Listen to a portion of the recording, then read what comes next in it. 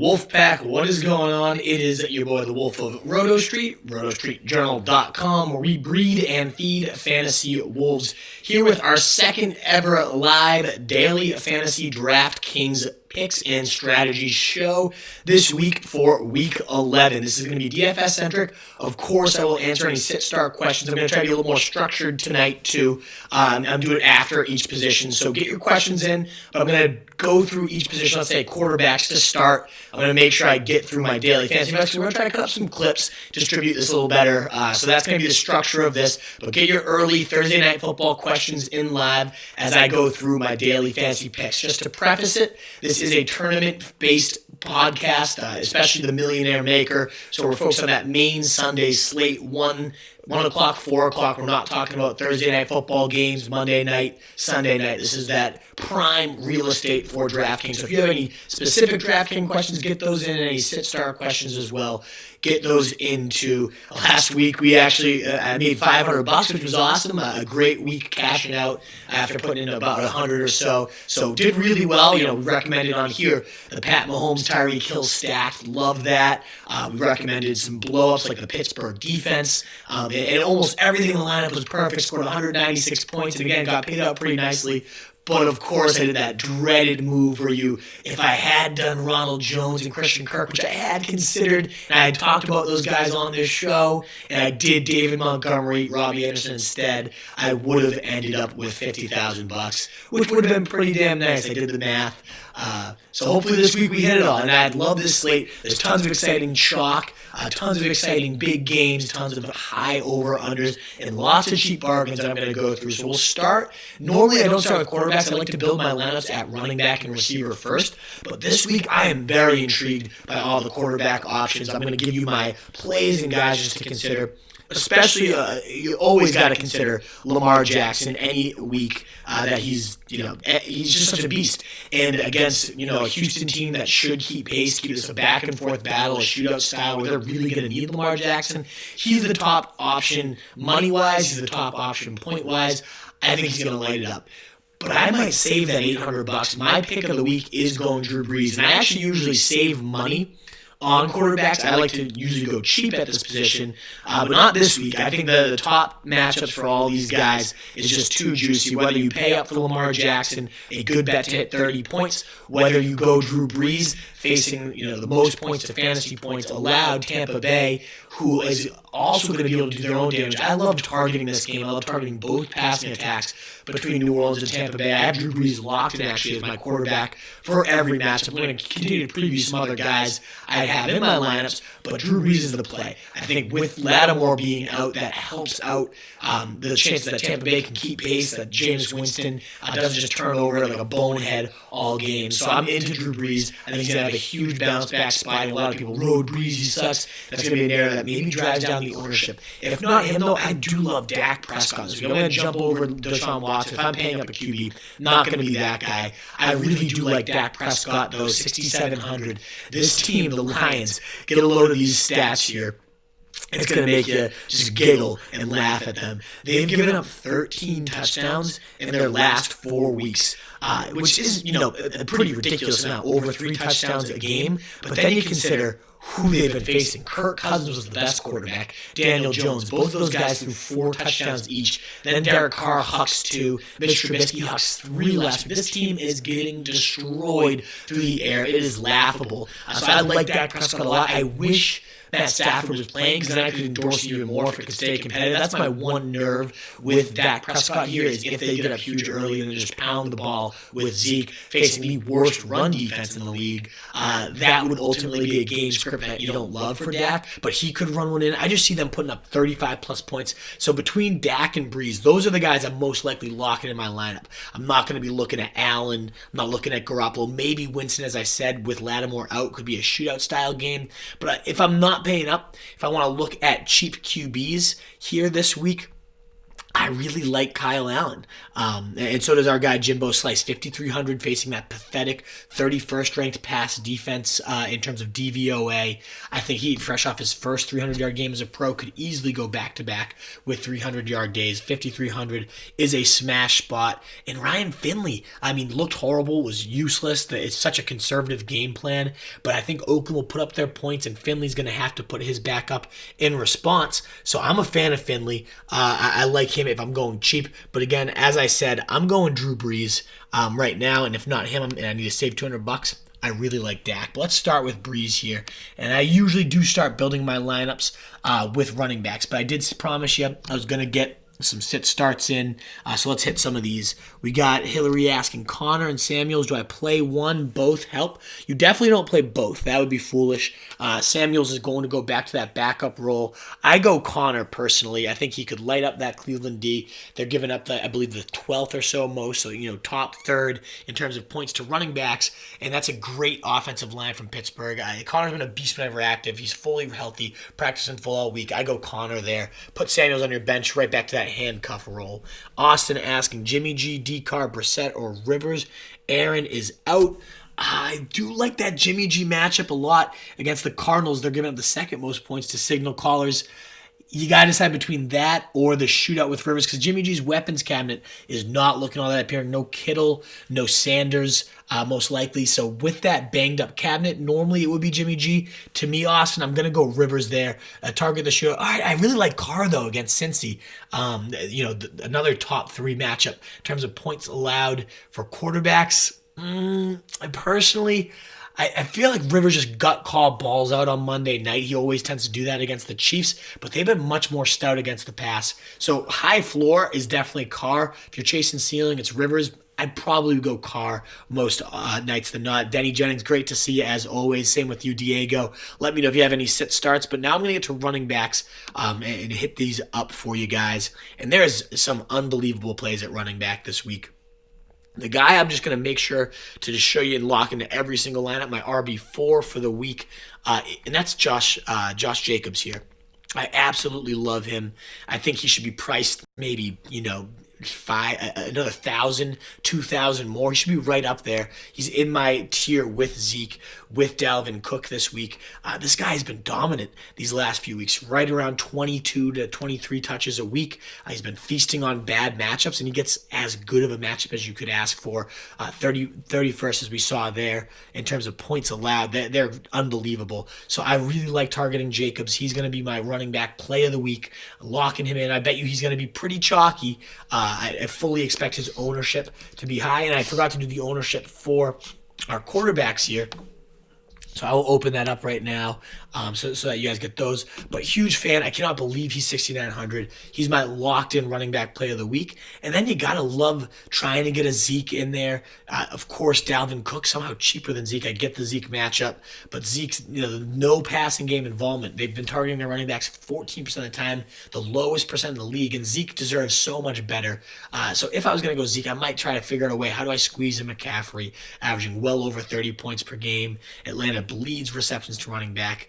To me, though, this week I'm hovering in the middle of the pack at all my positions, including receiver, including running back. I do like Josh Jacobs a lot. The other smash play for me, and he's going to be the smash play for pretty much everyone, but that's Brian Hill, about to take over as the true workhorse and getting a Carolina defense just bleeding points. The 32nd ranked in DVOA run defense, so an absolutely abysmal defense. Pretty solid lockdown on the outside, and they have Bradbury coming back, so a better pass defense by a wide margin. That's how I'm starting every single lineup in terms of my running backs. It's Jacobs, it's Hill. Again, both should be pretty chalky. I'm going to pull up the chalk report real quick here from Roto Grinders. It gets adjusted, but as of Thursday, in terms of running back projections, I'm guessing Hill's going to be around 30%, no, 40%, 44%, McCaffrey 27%, Jacobs 20%. So we're looking at 2 out of 3 of the chalkiest, but that's there for a reason. We can differentiate at wide receiver. So I like those guys a lot. In terms of if you're trying to pivot, and especially if you're trying to save some money, I'm going to show you 2 guys I love.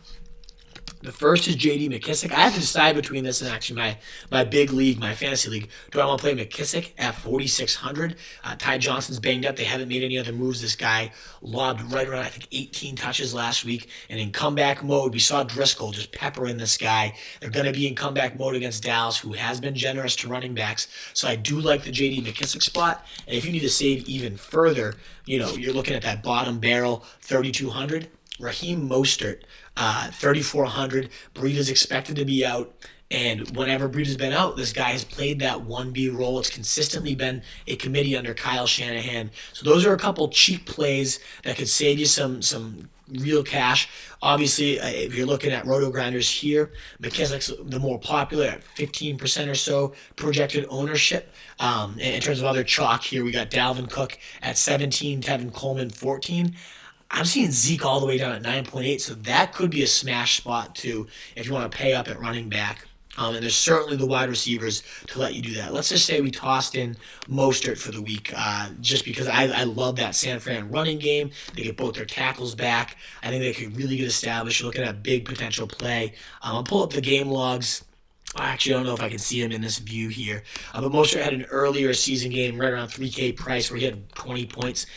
He could do that again this week, so I like Mostert a lot at 3K. Totally about putting that in. So those are some cheap guys, some middle of the pack. And if I'm paying up, I do like Zeke, but obviously you got to go McCaffrey there. Let me now get to some questions. Like I said, position by position, then I'll hit your questions. Rivers or Josh Allen? Asked Denny Jennings. That's a tricky one, but you got Josh Allen at Miami. Just the rushing upside alone there, you could be looking at 2+ touchdowns for him on the ground. So I'll go with that. You got Carr currently. Austin, I like the play. I really do. So that could be a good one. George Coat. Yes, sir. That's my guy. Kyle, Josh Jacobs limited in practice. I still love him. I think it was more of a maintenance. The guy's been eating carries, eating catches. I think it's more like what they're doing with, Christian McCaffrey there, just limiting the workload, keeping him fresh for the week because he's been such a beast. But let me get you some wide receiver plays that I love. And they go a lot, obviously, hand in hand with quarterback.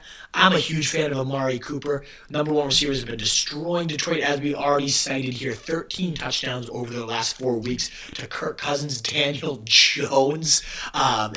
Mitch Trubisky had 3 and Derek Carr had 2. So, these guys have been getting bled by weak-ass quarterbacks. Dak could go for 4, and Amari Cooper and him have had that just ridiculous connection all year. So, obviously it starts at the top with Mike Thomas, but that's where you're deciding, am I going to you can't have McCaffrey and Thomas. There's no way you can really fit those guys unless you're real cheap and just nail a couple lottery tickets.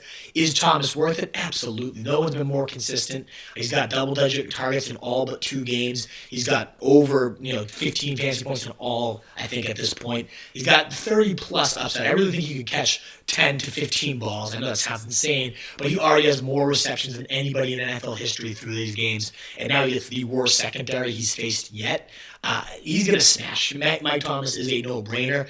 I find myself more so getting attached to him through Breeze just because the price is so exorbitant. $9,900 is insane for a wide receiver, but he could easily pay that out and hit 35, 40 potential points. You saw him against the Bucs last year to open the season. We had 15 catches and 200 yards. You could be looking at something like that with Mike Thomas. So I'm a huge fan of him in DraftKings.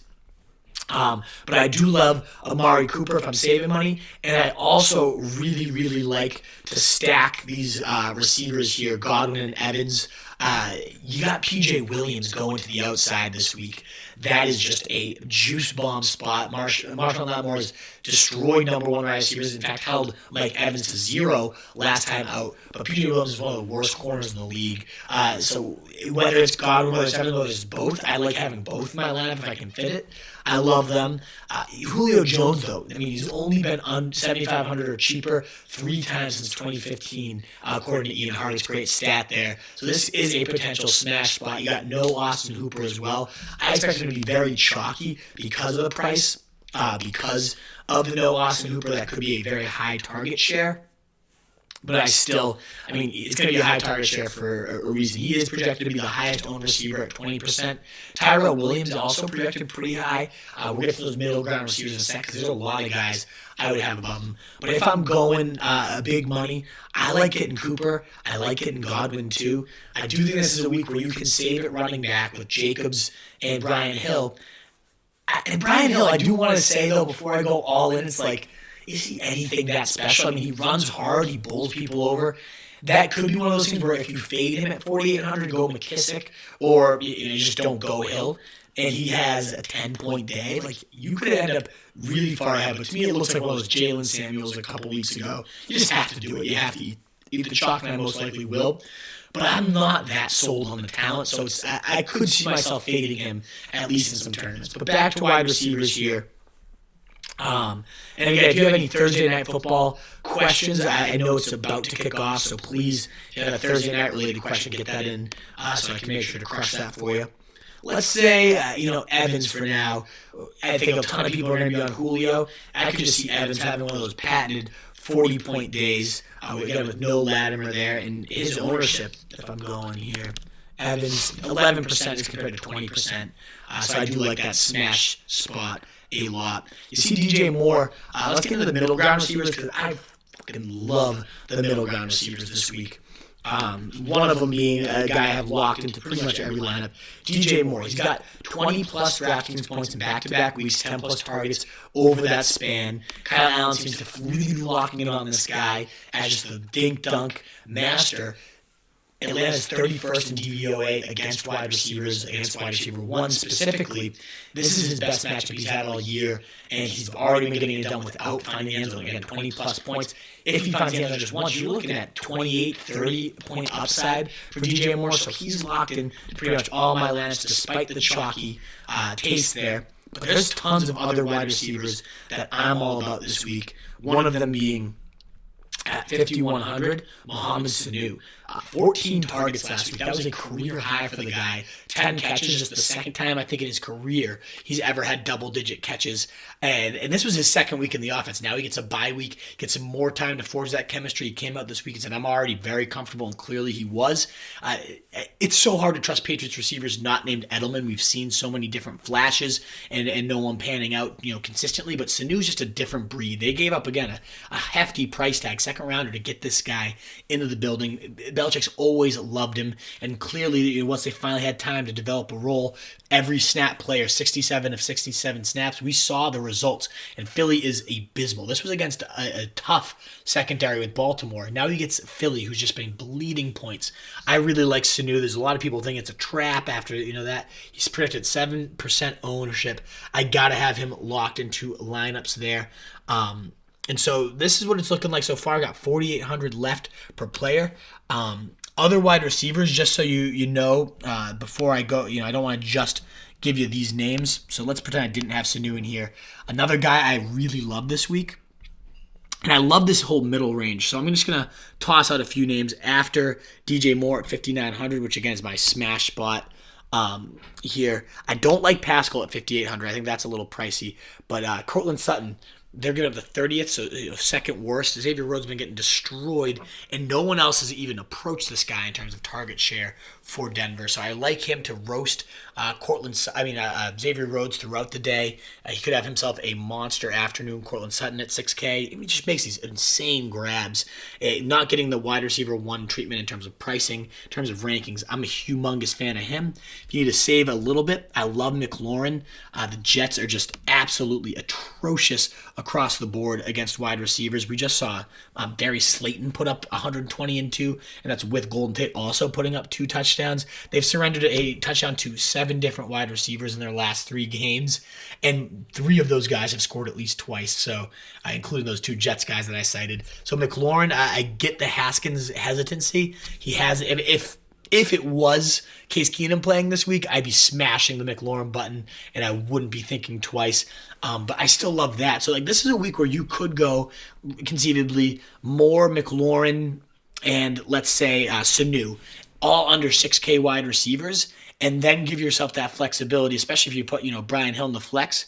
you could potentially get yourself a Zeke McCaffrey style lineup if you do something of that nature. Again, I love Josh Jacobs. I'm going to have a hard time getting off of him. But even McCaffrey, Jacobs, like to get yourself those sick running back plays on DraftKings, there's so many guys. You see, Cincinnati, 5,400 for Tyrell. He could rebound. And I love Tyler Boyd at 5,200 against the team giving up the most points to wide receivers. So this middle pack, this is a week in terms of roster construction with a lot of middle ground receivers with game flows that could have them outpace all those top guys outside of maybe Mike Thomas. So I love targeting the middle pack. But to save money at wide receiver, there's one guy I just need to shout out. He's chalky as all hell, but that's Deebo Samuel, coming off 8 catches, over 110 yards, well over 20 DraftKings points last week. They've got no one else to throw to here this week. Kittle's likely out. It seems like, what's his name? Emmanuel Sanders is unlikely to play. And Arizona, I mean, Peterson comes back, so is Deebo going to be matched up with him? Maybe, but he's got a 44 grade on Pro Football Focus. He's been nothing, and Deebo's a monster after the catch. He's the 4th best in the league, actually, right now, with 7.3 yards after the catch per catch right now. This guy is dominating. He's a monster, and he's going to be the clear focal point. Jimmy Garoppolo hates Pettis. Goodwin didn't even have a single catch last week in a decent spot against Seattle. So I love Deebo Samuel at $4,000. I have Mostert in my flex right now, but let's say I have an extra 600 lingering around. I like the upside of Deebo Samuel a whole lot more. But let's go back to Sanu. And again, the Patriots are so inconsistent, but I just love this guy, what he did. Could have multi-touchdown upside. At tight end, there's only one guy I really love. There's actually 2. One is Darren Waller. Kittle would have been the smash spot that Arizona hit that button, but he's doubtful to play. And so I don't love Andrew's spot against Baltimore. I mean, I guess Houston, they've limited tight ends, but have been destroyed by wide receivers. Marquise Brown, 5,600, also intriguing. So if I'm paying up a little bit at tight end, it's Darren Waller. I mean, the guy, it's been a little while since he smashed, so people are slowly starting to fizzle on the guy, but his price has gone down a ridiculous amount. 5,500 for the 20 to 30 point upside that this guy brings to the tight end position is unheard of. Now, he's projected to be the 24% owned, the smash play of the week. A lot of people all over Greg Olsen at 3.9, 13%. I'm not a Greg Olsen fan. Atlanta's actually been decent against tight ends.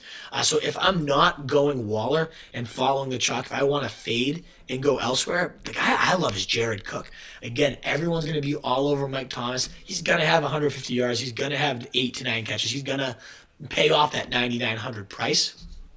But I wouldn't be shocked if Cook's the one getting the money grabs, the 2 touchdowns with Drew Brees. So if I'm stacking Brees, I love stacking him with Jared Cook here. So I'm going to X out a Mostert. I just wanted to show you him as a money saver. This is a pretty juicy lineup. The defense I'm targeting last week, it was Pittsburgh. And then I see all your questions. Don't worry. I'm with you guys here. So I will answer all those in a second. Nate Shaw from Australia, lovely to see you, buddy. I love when they play Sublime on the cruise ship. That picture, unbelievable.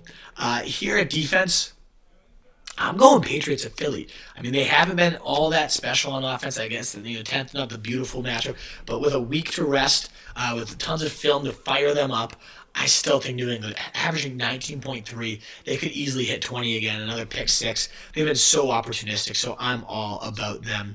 And that leaves me with 5,100 for the flex. So not as great of a spot as I was hoping to be in. I was hoping I might have some room to squeeze in, a Godwin or whatever. It might be a Sutton that I already highlighted. But let's see what's at 5,100 for me. Mixing at 5,500, I do want to make sure I point out if Gio Bernard doesn't play, it's a whole lot sexier. David Johnson, you're not touching. So ultimately, I might be able to get Boyd. If I go cheaper at defense, I'm not unwilling to skimp on the Patriots because I don't love anything in this 5,100 range. So ultimately, that's where I might toss in Deebo and see where I might be able to toss in like a Mike Evans now.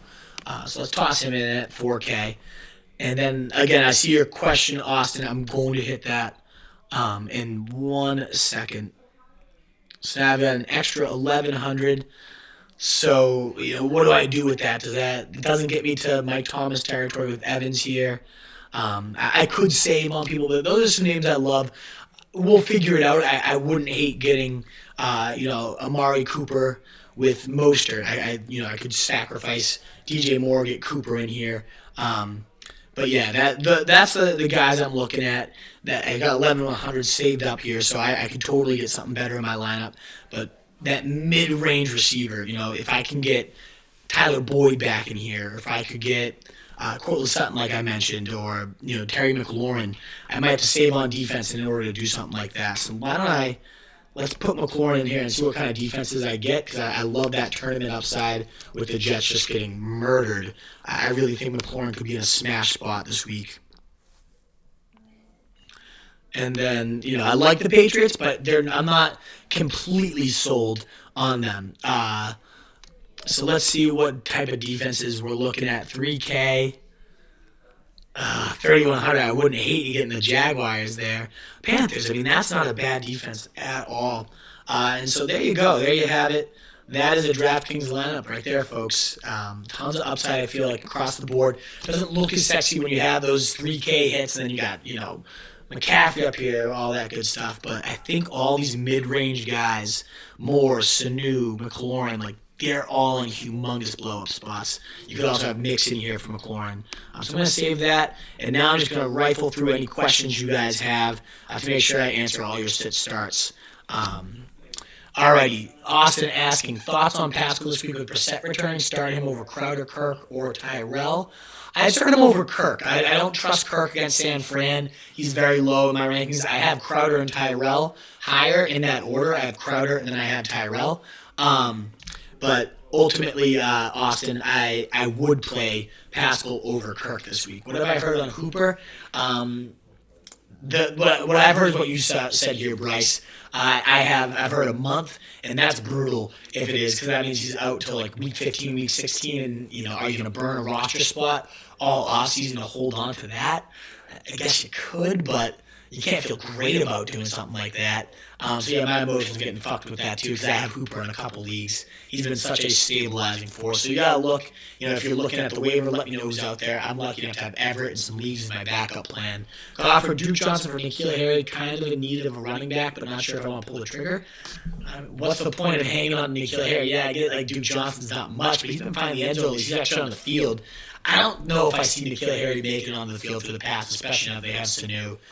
Who's the QB? You said, Daniel, I'm all in about Drew Brees. I also, if I have to save money, it's a couple $100. Dak at 6,700. If I have to save a lot of money, my favorite value play is Kyle Allen of the week at 5,300. So those are the QBs I'm looking at there.